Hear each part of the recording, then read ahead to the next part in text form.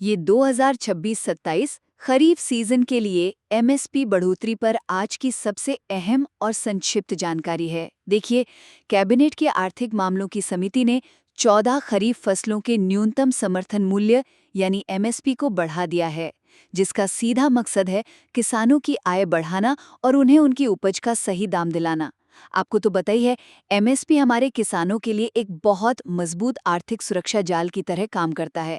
तो इस बार सरकार ने किसानों के लिए इस सुरक्षा जाल को कितना बड़ा किया है? पहला, इस फैसले का कुल अनुमानित बजट लगभग 2.60 लाख करोड़ रुपए है। जी हाँ, और इसके तहत 824 लाख मीट्रिक टन से भी ज्यादा खरीफ फसलों की खरीद की उम्मीद है। इसे अगर सिंपल शब्दों में समझें तो ये हमारी कृषि अर्थव्यवस्था में एक बहुत ही विशाल और सुनिश्चित निवेश है। दूसरा, अब पहले पॉइंट के इस भारी भरकम बजट से सीधा सवाल उठता है कि ये पैसा आखिर सबसे ज्यादा किन फसलों पर खर्च हो रहा है। तो ध्यान दीजिए, सबसे अधिक वृद्धि सूरजमुखी के बीज में हुई है, सीधे 622 रुपीस प्रति क्विंटल। इसके बाद कपास में 557 रुपीस और तिल में 500 रुपए का उछाल आया है। यहाँ एक सोचने वाली बात है, सरकार का फोकस अब सिर्फ पारंपरिक अनाज पर ही नहीं है, बल्कि तिलहन और नकदी फसलों का उत्पादन बढ़ाने पर भी है।